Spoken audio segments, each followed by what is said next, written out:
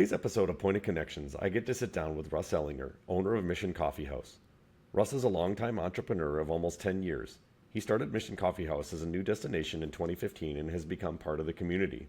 He may not have known it at the time, but he came up with a great business to solve a community need for cafe and giving back to others. He's done this with a really unique process, helping others fulfill their goals and missions rather than just offering coffee, a meal, or a donation. For Russ, it's more than just great beverages or food. It's making coffee, community, and connections. When you need a bag of fresh roasted coffee, you can choose what foundation or charity you want some of the proceeds donated to. The idea of helping others has created a winning scenario for Russ, Mission Coffee House, and the community.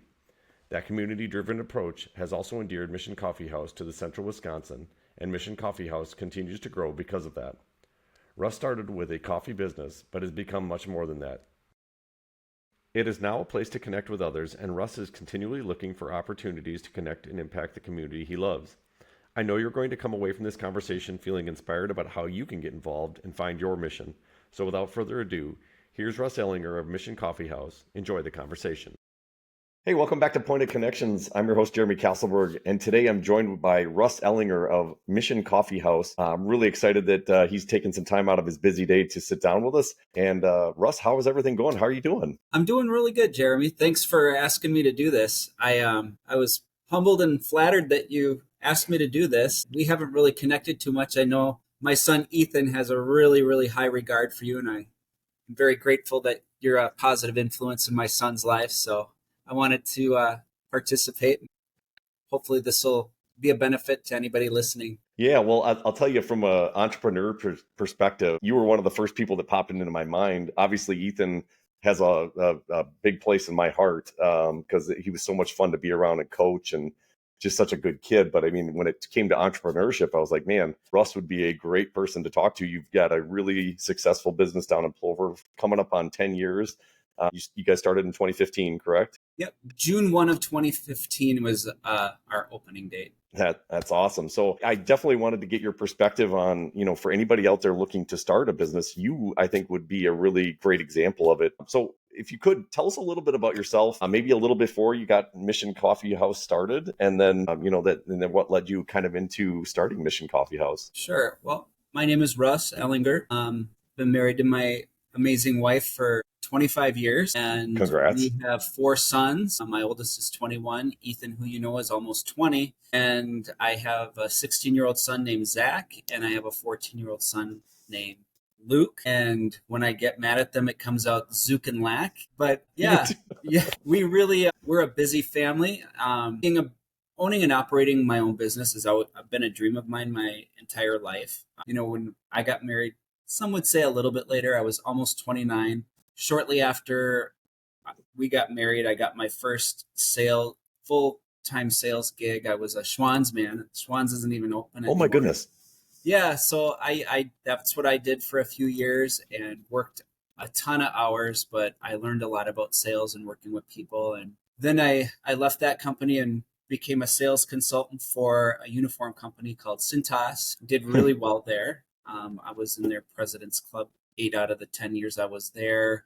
Number 1 rep in the entire corporation in 2009. Yeah. Wow. So yeah, I've worked really hard in the sales world, in the corporate world. And, I couldn't help but think, why am I working so hard for somebody else? I had this itch, I had this idea, we lived very humbly all those years where I was making what I called my mucho bucks. And we did have some capital. I had a mentor of mine named Ward Wolf who knew that I had this idea, this vision.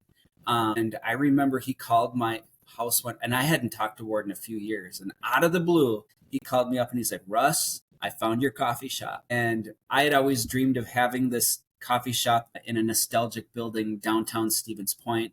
And we wound up in a very not nostalgic building in Plover. And, it was all part of the big plan. We were meant to have our roots in Plover. And we started down there on Post Road. And, the year we opened, Jeremy, I had the main road closed right in front of us. That's when they started that big construction project on Business 51 right in front of my shop. And I did not think we were going to make it. And we made it through year 1. Wow. And then the second year they closed both of the side streets on side of me for reconstruction, and I made it through that. And then we began roasting. Roasting coffee wasn't even on our radar, but I kind of took the last of what I had, and we really rolled the dice and we started roasting. And my joke with that is most people are familiar with Star Wars. They name their technology with numbers and letters like R2D2 and C3PO. My roasting equipment is called K. So that's I don't recommend, if anybody, don't do what I did. Don't do that. But that's what we did. That's where we're at. I really have my heart and soul poured into this business that we've created. That word mission, I define that as an assignment given an authority from a higher power. It almost has that military type take action charge definition to it. And that's really who we are. We exist to sustain missions in local communities. And we really are passionate about coming alongside of other organizations and creating lucrative ways through fundraising and through coffee sales to give back to the community. That's really what we're all about. That's awesome. Tell me a little bit more about the name, the mission, because as I understand it, a $1 of every bag of coffee gets donated to the cause that whoever purchased it would like. So yes, talk a little bit about that, because that's a really cool way to give back. Yeah. Actually, the way that all came up, we knew we wanted to do something, but we had to find a way that was easy to do it. Like, how do we do this? So when a bag of coffee is purchased at Mission Coffee House, we give that person a mission buck, a mission dollar, and then they are empowered to choose where those mission dollars go, whether that be, well, we have a list of jars that are all labeled where those Okay. can be distributed. So people have an idea of, there's need all over all the time. And, we can't give to everything, but we've partnered with some organizations like Transact Hope, where the Humane Society, First Choice Pregnancy Center, just a very diverse, really group of some people call the three, to give people an opportunity to, what pulls your heartstring? What are you Sure. passionate about? Where can I make my coffee dollars count? Where can that make a difference? And above and beyond that, we have a very, very profitable fundraiser where we actually give $5 back per bag. Wow. And that is really the big one. This is really, we talked a little bit about me being open almost 10 years. If there was one thing I would love this message to really amplify is, if you have an organization that's trying to raise money, we have a very fun, profitable way to do that. And all the organizations that have partnered with us for fundraising over the years, every year they do it, it grows, it gets bigger, and we get to pour back more. And that's just been really fun to see. Just shoot me an email, russ@missioncoffeehouse.com. I'll buy you a cup of coffee. We'll talk about it. We'll get you rocking. And my philosophy on giving back to the community is we're not donators, we're collaborators. We take that word collaborate to its truest definition, making certain that both parties are going to win. And I get asked at least multiple times a week, hey, can you donate? If you give 50, you can Right. I'm like, yeah, I absolutely, I can do that. But if you give me 10 minutes, can I show you a way how I can make that $50 into like 2,000 or 3,000 by collaborating with me rather than me donating to you? Would you sit down and talk to me about that? And people are just leave that conversation with this, wow, I didn't know you did that. And I'm like, yeah, that's why we're cool. here. That's why we exist. That's why we're here. So having those types of conversations just really allows us to fulfill our purpose in the community. And that's, like I said, we exist to sustain missions in local communities. Now, I have to ask you, that's not typical. Is that your idea? Did you see that somewhere? What was the inspiration behind like that, having that type of a purpose behind the company? Yeah, I guess I can give myself a pat on the back for that. Not gonna lie. Divine intervention, right? Right? No, we wanted to, whatever we do, we have to make it clean. We have to make it easy. And when we, like I said, brought in 401k into the picture and we had all this extra margin for profitability, that's what really allowed us to create this margin to be able to really become who we really wanted to be. And that's by roasting our coffee, where that margin is much larger. So it empowers us to give back at that magnitude. Okay. Very cool. So I have to ask this too, because in my entrepreneurship class, we kind of joke about it's not like there's any coffee shops out there, right? There's none. There was a wide open playing field, and you were like, man, coffee is what it is, right? So why coffee? What was the, like, did you really have a passion for it, a love for it? Like, obviously there's a lot of competition. It's tough to start a business with that much competition. So Sure. why coffee? I wanted something that would create a platform for the things that I'm passionate about. And I love community. I wanted to create a brand with purpose. I'm a networker. I started it turned into this ginormous networking group. I've got 260 plus members on the Facebook group. Out of that 260 plus, I don't even know how many are in there. It could be even more than that. I haven't looked in a while. But there's upwards of 50 people that meet regularly every Friday morning to give each other referrals and leads. I love being able to, hey, what kind of business do you do? What is a good referral for you? I'd love to tell you a little bit more about Mission. All these things that I've been sharing. A lot of people, we've been here 10 years and they probably didn't even know we did that. Probably didn't know we do catered box lunches. Those are all different things where I know how difficult it was for me to get started. I didn't have this huge network of people that were giving me referrals and leads. I kind of discovered this networking concept shortly after, out of, if I'm being honest, desperation. Hey, I need more business. This is a great name, a great idea, but nothing's just going to fall on Russ Ehlinger's lap. I got to work for this. And that really came through networking. And I absolutely fell in love with that and just learning all these different types of businesses that are in our community and got to learn about them. And so when I hear of a need, I don't think of that business. I think of that person. People buy from people, right? People don't buy from companies. I buy from somebody. I would want to buy from Jeremy, right? I'm not going to buy from company ABC or PDQ. I want to buy from somebody I trust. And the thing that I really instill into the members of Mission Networking this is built on trust relationships, where we're gathering on a regular basis, where we give each other that time to build that trust relationship. We want to be able to be comfortable. We want to be confident. Hey, I'm giving this referral to you. I'm putting my name on the line that you're going to do a good job for so-and-so.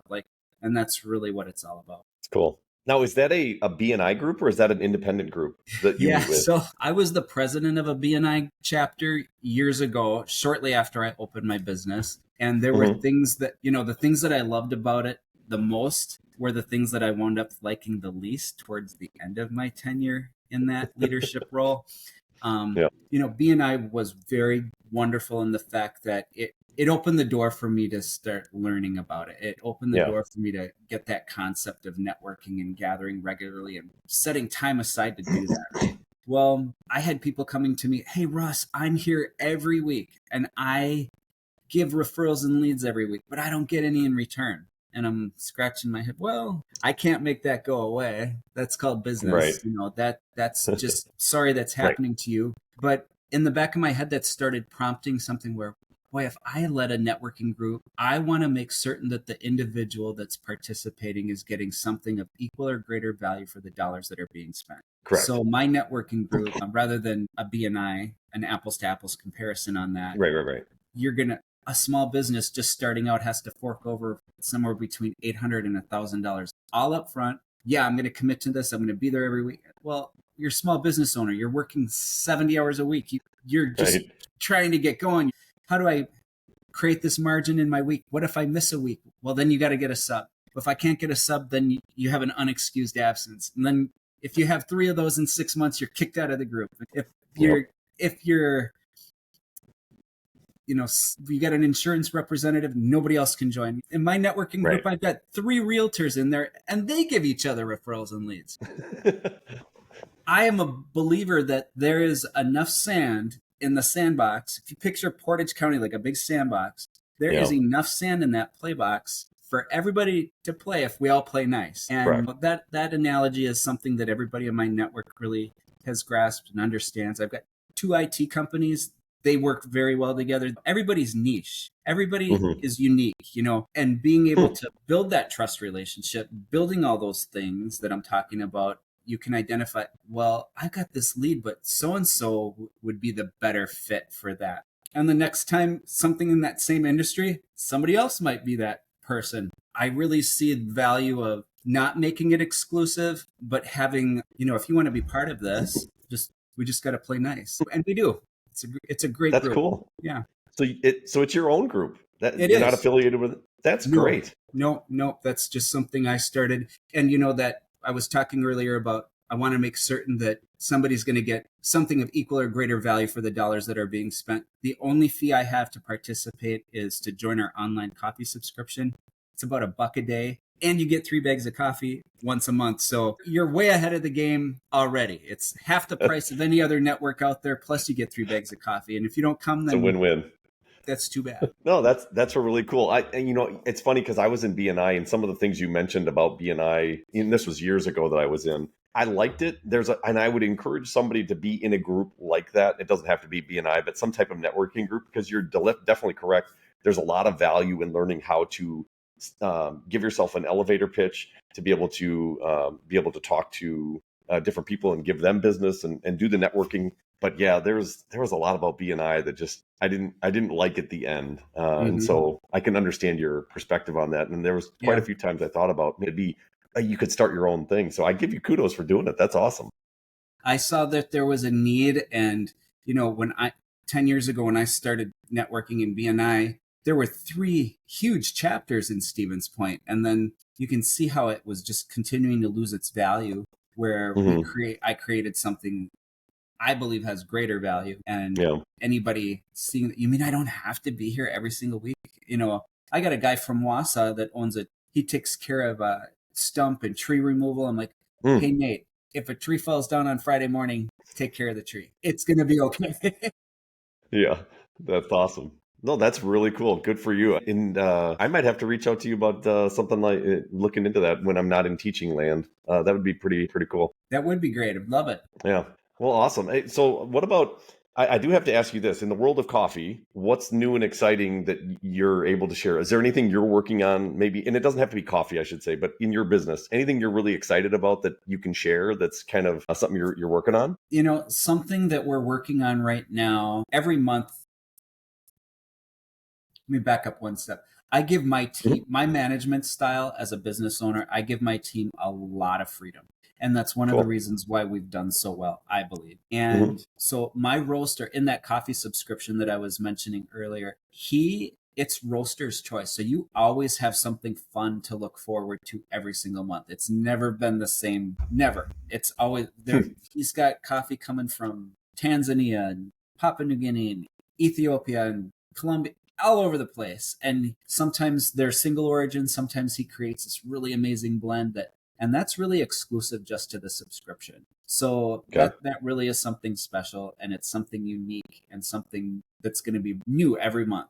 No matter, it still comes out the same month. You still get 3 bags, but it's always going to be something new and fun and different. Along with that monthly thing, each month I empower my team to do these coffee flights, and it's just like if you were to go to Oso's and get a flight of beers. We have a flight of these specialty coffees, and that's been a huge win for us. We have people that are on Cool. Saturday mornings where it's insane. It's a good insane. It's great. People get to sip, taste, and explore something that's really unique. New to them. Yeah. It's new to them. It's what we got brewing. As Hmm. far as anything big and new, right now we're trying to I'm working on filling our catering calendar where we can come on Okay. site to businesses with box lunches. We were taking care of a very large customer for a long time, almost 7 years.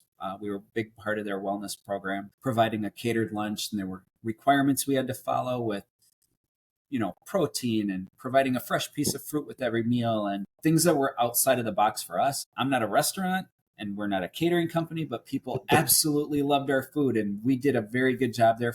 And they Hmm. went a different direction as the first of the year. So I shared earlier my success in sales. It's always fun landing that big, huge deal, right?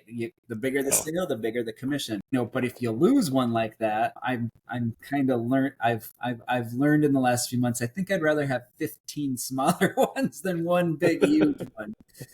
So yeah, that is the biggest thing that I'm working on right now is just filling that calendar out. Yeah, I would say that's the biggest thing, and that's not really coffee related. That's coffee business related. Sure. If we just focused on coffee, I would have closed my doors. We wouldn't have made it the first year. I quickly learned you need to have multiple streams of revenue. And how do I, Sure. increase that profit margin? The profit margin in coffee is very good, but boy, do you got to sell a lot to make a living and, pay the overhead, pay for an offsite roasting facility that's regulated by the FDA and a food processing plant license and the insurance that goes along with that. And to pay somebody a wage that's going to want to stay and do that and be passionate Right. and work and all of those things. We do have to move a lot of coffee, and thankfully that background in sales has really helped us promote that brand. And really not so much, in my opinion, what we're selling. I'm just black and white answer is yes, we're selling coffee, but I believe we're doing more than that. When Yeah. people have an understanding of who we are, what we do and why we do it, why we exist. If I have that opportunity to share that little story, we typically win almost every single time. I just recently had the opportunity to have a meeting with two new larger employer businesses in Portage County with this, me trying to refill this calendar. And both of them, we didn't know you could do that. We didn't know we could get your coffee here for our break. We didn't, one of the challenges that I've had as, a small business owner, that's really who we are. We're small. Sometimes you'll have a big company like Skyward, for instance. This is a great success story. They have wanted our coffee for a long time. They are an amazing employer in our community. They are community minded. I mean, our core values, they are in perfect alignment. But they have these equipment requirements and a level of service requirements that I just could never meet. And through these years of roasting, there were a lot of businesses like Gamber Johnson, oh my gosh, Midstate, Century, PJ's, there's a lot of them that have been so loyal to us. And this vending company called Canteen Vending about a year ago reached out to me and said, we cannot get our foot in the door at many of these businesses in our community because they're loyal to you. And I'm like, well, thank you. And they That's said, awesome. can we start purchasing wholesale from you so we can get our foot in the door with our vending service? I'm like, absolutely. Let's talk about that. So since that door opened, immediately Skyward was like, absolutely, bring Mission, and we love Mission. We want to support them. Midstate Tech, all their locations. Steel King, Brian over at Steel King was just like, yeah, let's bring them in. And they were able to get Spash. We got that same machine right in the cafeteria where kids can go and, working with Reed with the FBLA and, it put me in a position. I'm like, Reed started this Panther perk, and I'm like, he showed me the equipment that they were using. I'm like, you're worth investing in. I'm going to buy you some new brew. So, those are things that are just like, I never dreamed in a million years I'd be at Spash High School. And for me as a small business owner, getting these young men and women, these young adults that are finishing their early, that first milestone in their education, getting familiar with a brand that's that they can identify with. Hey, I remember that. We had that, and as they leave, that is just, it's huge for me. It's just so great. So I want you to expand a little bit on maybe the type of thing or the type of client you're looking for to fill up that calendar. What does that look like? Do you come in at lunchtime? Do you have something where you bring it in, once a week, or what does that look like? Yeah. So before COVID, we used to go to Skyward once a week. We went to Land's End once a week. We were at AIG once a week. We were at Orthomolecular once a week. And we put together a catering calendar, and we brought in, X amount of box lunches. And it was a bit of roll of the dice. Well, what if you brought 40 lunches and only 20 people came down? Sure. That can happen. Yeah. So, but you start to learn what they like. You get to learn, hey, they're more highly attended if you're there on Friday versus Thursday, you'll learn all that. It's a learning curve. And now that we're out of all that whole crazy season, technology has come where people can order and pay online. I can bring a QR code on a chalkboard, and I don't have to bring an extra person to run a cash register. We don't have to bring money. People can just snap that QR code and pay off their phone, come through the line. It's just so smooth, so easy. And we bring things in, we're really a good, you're asking me what a good lead for me is, right? Yeah, A good basically. lead for me on that would be, the good old blue collar American worker that wants a generously portioned lunch for a reasonable price. Okay. So we're looking at businesses that would allow us to come on site once a week with a meatball sub or a pulled pork Hmm. sandwich or a steak fajita or whatever we've got going on that day. And everybody gets a buy one get one free coupon. We always give them a little extra perk that was intended, not unintended. With, bringing our lunch in for them just as an extra thank you, that, and that sets us apart from anybody else that would do that. Who else is going to buy you a free drink for having lunch? Hmm. So that's one of my big priorities right now is just finding candidates, businesses that are willing to allow us to do that. And we don't have to be there every week either. If that business is like, yeah, we'd love to have you once a month, that's great. Hmm. We can fill the calendar that way too. That's really cool. Yeah, I like it. That's a good thing for me to chew on too. I'll think about some businesses that would be able to do that because it's a nice service to have, especially when a lot of people in the business world will go out for lunch or go. It's nice to have it right there and have good, freshly prepared food to be able to utilize. I was just recently on an appointment, and the lady that works the front desk started joking to me, I don't have to open up the door 40 times for DoorDash. Like she was all about it. So we'll bring it all at once. So yeah. That's great. I'll have to see if the school district would ever do anything like that. That'd be kind of interesting. I don't know why they would be opposed to it. I mean, we got a break room and everything. Why not? That'd be kind of cool, especially if we could pay for it right there. Sure. I'll have to find out. Cool.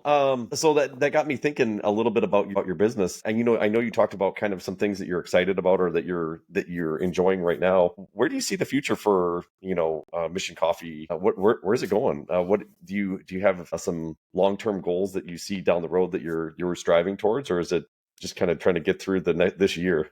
Yeah, one of the things that we do have, the Village of Plover gave me a Class B liquor license. So I created a new brand called Connections Lounge, and we're Hmm, open on Thursday, Friday, and Saturday evenings from 5 until 9, where we do handcrafted cocktails. And that whole vision opened up a door where, I said earlier, we're a collaborative company. The sure. Timekeeper distillery up in Wausau is using our coffee, and they created a coffee liqueur, and that's being distributed through General Beverage. That's So cool. I mean, that's going everywhere. So Yeah. we're really excited about that partnership. And then we're like, well, if we have that, we should learn how to make a really good espresso martini, right? So my bartender's been having a lot of fun making all these cool coffee liqueur drinks. And that is a direction I never thought in a million years we would go. But our coffee, you know District 1 does an amazing coffee stout beer with our coffee in it. Like our coffee, I even have a lady that makes soap. She has a coffee scrub soap with our coffee in it. No kidding. Braylon Smola's dad, Jim, Yeah. he has this humongous, gigantic maple syrup farm, and he took our coffee and he made a coffee infused maple syrup. So Cool. he actually just landed me an appointment. He sells his maple syrup at Festival Foods. Huh. So I'm getting my foot in the door. I'm going. I have a big appointment on Monday with Festival Foods. Thanks to and it's all about that networking. I would have Yeah. never met Jim or got to know him if it weren't through that football community. Sure. Yeah. You No, know, it's I all about mean, that I would have networking. never, and he's like, he, well, the way he approached me too is like, would you ever think about that? I'm like, yeah, that sounds great. Thanks, Jim. Wow. So, we're selling, we created our own brand of maple syrup, but it's from Interval Farms. That's from his farm. That's cool. Man, you're going to have to get a new place to roast some more coffee. It sounds like if you're going to be, that's great. Yeah, coffee we can do about 200 pounds a day if it's just roasting and nothing else. And right now we Okay. got one guy that manages the whole thing with the subscriptions, all of our wholesale customers, our retail, all the coffee shops, we've got we're we're sending it to a lot of places that we got some big customers up in Managua. Yeah. That's cool. Good for you. Yeah, well, hopefully that works out well. I'll send a prayer up for you for the festival. That'd be Yeah, pretty sweet. that's gonna, if that goes our way, that'll definitely be a bit of a game changer for us for sure. That's great. Now, I do want to ask this. I don't know if it does or not. The influx of AI recently has impacted so many things. Do you anticipate it impacting your business at all in any ways? I've asked some businesses this just because I'm curious. I'm gonna get a little brave and kind of humble myself here answering that. I was actually gonna ask you not to ask me that. No, that's fine. No, I really, honestly, AI, what it's done for me is, I love hitting that polish button and making everything that I'm trying to say look really pretty. I love Yeah. that. That's been impacting me in a great way. But other than that, I really, Okay, that's fair. not really, not really. Yeah, and I wouldn't have anticipated that it would, but it's one of those that I've had it with a few people where I've asked the question and I've been surprised that they're like, "Oh yeah, let me tell you." But I'm like, I would have never thought that it would impact your business that way. But yeah, I can understand why you'd say it hasn't as at this time. So no, that makes sense. Well, good. Well, you got to ask. So Right. what about this? The local community. You've had a really good connection, I can tell, with Plover in the village. Is there anything that could be done? This is one of the other things I'm curious about with local business owners to make the climate a little bit better, or is there anything? Maybe it's great from your perspective, but is there anything Yeah. that you feel like could make it better? The village has been really wonderful. Like, Hmm. I will mirror what you said. My Okay. relationship with the leadership here in the village has been always good. You know, any relationship that has its Ebbs growing and flows. pains, it has Yeah. ebbs and flows. It has, that really frustrated me. I wish I would have, I Yeah. remember I was getting my oil changed at Team Matthews in Plover when one of the village leaders called me on my personal cell phone, which I appreciated. Who does that? Like, Yeah. he reached out to me personally, called me on my phone to let me know that they made a unanimous decision to allow Starbucks to be built directly across from me. Oh. And that was literally, I'm not kidding. That was 3 weeks after I signed a 10-year contract to be here at Artist Fair. So Wow. my knee actually buckled out from underneath me. And the guy that was waiting on me is like, dude, are you okay? I'm like, no, I am not. So, now I got two national players right across the street. Wow. I really, that one, boy, how could I have been more engaged? Boy, that would have been great if I could have been told that this was being talked and negotiated prior, and then rather Right. than doing a courtesy call after the fact, When it's all done. um, the other thing too, I talked earlier about when we first opened up this construction that we were faced with. I just went through another last year from beginning of April all the way through Thanksgiving, almost the entire year of construction where everything in Plover was detoured. It's just Yeah. more difficult to get here. Not a single business owner had been notified as to when that was happening. And Ouch. we were, and the village was very upset about it too, because this was a county thing, so Okay. you get, they're coming through All and the they're saying, well, levels. here we come. And everybody's scratching their head. And, I did go to all of those meetings and I'm like, okay, I can't change this. How can I be part of a solution and not a problem? Take that high road, me blowing Yep. steam, Yep. that nothing is going to come good of that. But I did explain to them, I'm like, this is my livelihood. Starbucks and Dunkin' Donuts, they're going to be just fine. They're going to be there. But Right. Right. like, this is different. You're messing with me and my family when you don't tell me this. This is how we survive. So that one, I believe they heard me. Did they listen? I don't know. I'd Yeah. like to think that, I started thinking like, well, what if they did that to a little community in Amherst without any notification? What if, Yeah. what would happen to that community if there was no warning and they just, so, and I said all those things to them, but those are things where there's definitely that communication if Sure. is always, Especially at the county level. Yeah, that yeah, makes sense because that they that may would think have about it like, that would have been a more welcomed conversation to be able to prepare. Let all your customers know what's coming rather right, than issuing PDFs on Facebook of, hey, here it comes. how to get there. Yeah.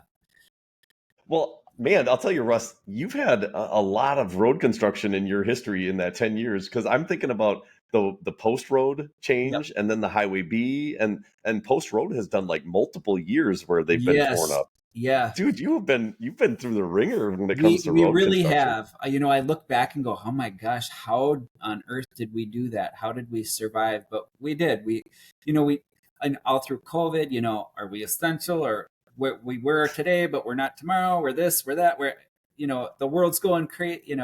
We just dug our heels into who we are, why we exist, and we really stuck to our guns throughout all of what we were faced with, and Yeah. somehow we Can managed. I gotta share my perspective on that, because one of the things that really drove me crazy, and I understand why the term essential business came up, but it really, really frustrated me at the time, and it still frustrates me when I hear people say essential businesses, because they're all essential. They Exactly. provide incomes and livings for families.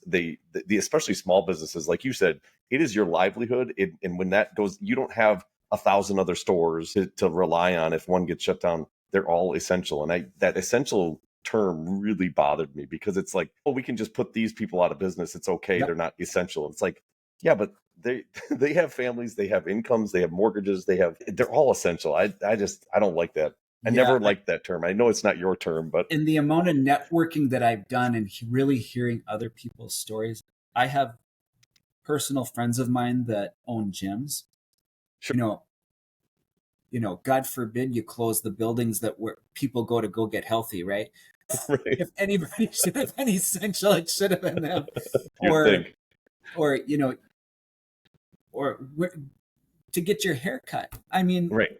Just it was started for me. Was I grateful? Absolutely. But I'm not kidding, Jeremy. I was ridden with guilt at night with me. Why was I fortunate enough to be essential and others that Weren't. were not? Yeah. And they both add value to our community. They both provide a service Yeah. that people need. It's like if you need something, that's essential, right? So Yeah. yeah, I'm with you there. I think, yeah, Yeah. Just a personal like pet peeve of mine, but it is yeah, what it is. So I get it. yeah. So, I've got Zach in class right now in entrepreneurship. And so I would ask you, as a person who's gone through almost 10 years of entrepreneurship class, or not class, but entrepreneurship, what advice would you give to that person that's like, man, I would love I'd like to try something. And they got an idea, they don't know, maybe a bug, a burr on their saddle, right? They got to do it. What's the advice you would give to them, just like you might give to Zach, trying to jump into something? I believe that everybody needs a mentor. That was huge for me.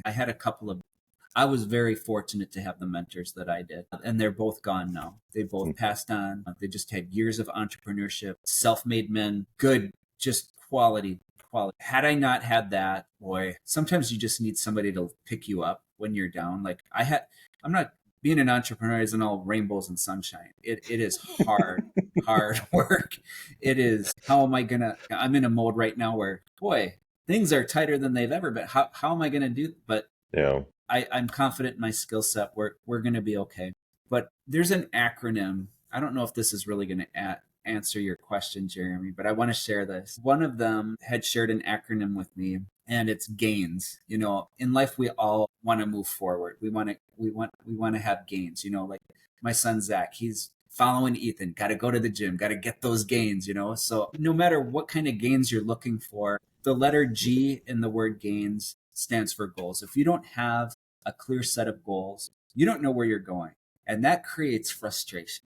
That creates anxiety. That Hmm. creates, all these terrible things that can go on in our head just by not making certain that you got a clear set of goals. A is for your achievements. When you are in those rough times, it's healthy to look back and go, like where I'm at right now. I'm not gonna lie, I'm in a really rough time right now. But Hmm. I can look back. I've been sued. I've won two bets of construction. I've gone through, we grew 20% through COVID. We really knew, we've figured it out. I'm a firm believer that the best is yet to come. But when you Hmm. just can't see that, it is not unhealthy to look back and look at some of your past achievements. I think that's very healthy and key. Hmm. Um, I is for your interests. What are you interested in? What makes you tick? What are you interested in right now? And these are things that I constantly ask myself all the time because my interests have changed over the years.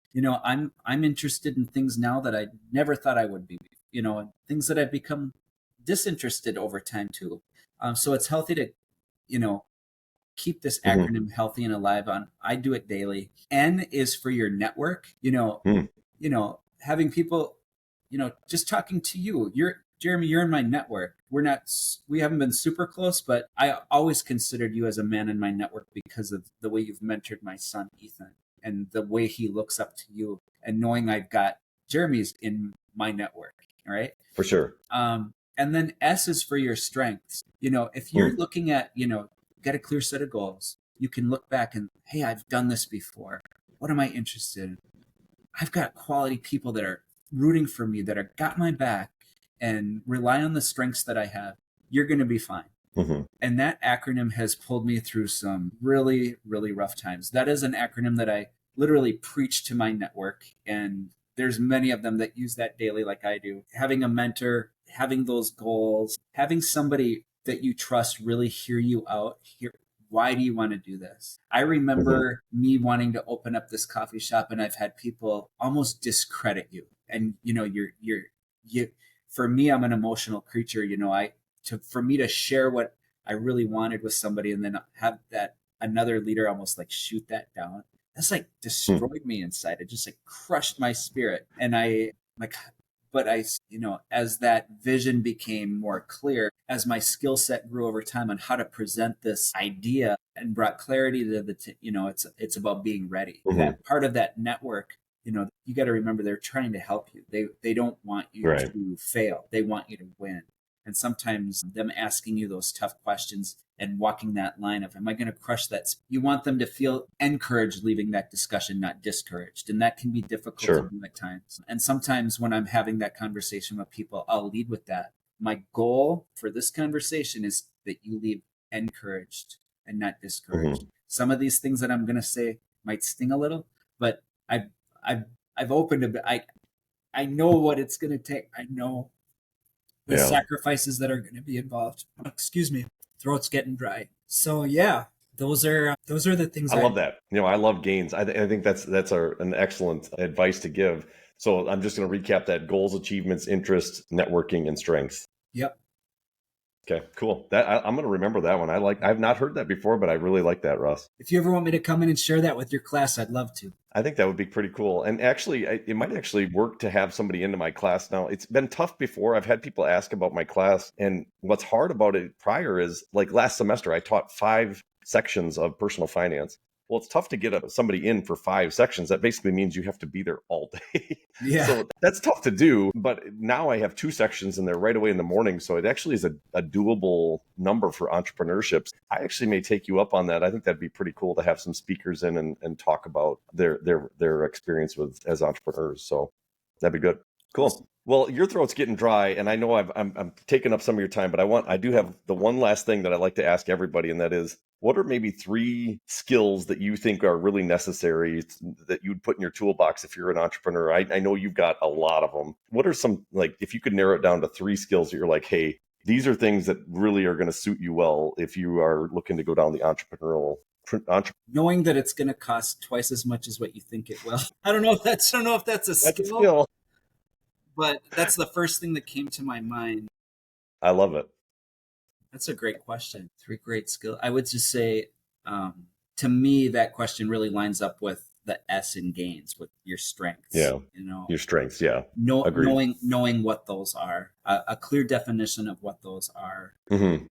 I don't know if I could narrow that down to just 3. Everybody is so unique. Everybody has such unique skill set and such, So it almost is we're like, all just, it's almost like what, oh, I was going to say, it's kind of like what you said. You had a really good sales background, right? You knew your strength was really good in sales. Obviously, you're a good ideas person too. I can see that just talking to you. But yeah, so identifying, like you said, those strengths that are really going to push you along the way. I'm going to have to think about that one, Jeremy. No, that's okay. Yeah. And I put you on the spot, so I apologize. I'm always thinking about, like, we talked about it in class. I asked them, like, what is it you think? And so many different things come to their mind of, like, perseverance, being able to push through. You just talked about that, right? You have really big setbacks at times. Unfortunately, it's just the reality. As a small business owner myself, You get setbacks and you got to be able to push through it. That's a perseverance thing. I think that's really crucial. And so and you could identify all kinds of different things, creative, but you're right though, is that it's going to be different from entrepreneur to entrepreneur. Like what makes you really tick and makes you great may be a little different to the next person. I think that's what's so interesting is I don't think there's a mold that you have to fit into to be an entrepreneur. There's just, I could say you that just have, yeah. one skill that I wish I had, and it's just been the last year and a half, and I wish I should have done it way longer ago. That bookkeeping aspect, I have hired a bookkeeper, and that has been That's a good one. that is a skill that you don't have to have, but if you know you don't have that skill, be smart enough to get one. That is great advice. That is that's been a good one. One thing that I did not have a clear understanding of becoming a business owner, like, paying in sales and use tax every month, all these things that you had to learn, like, because I went into it, I'm like, man, I came out of 10 years with this huge successful past, making all this money. I got this. It's going to be easy. Right. It's going to, oh my God.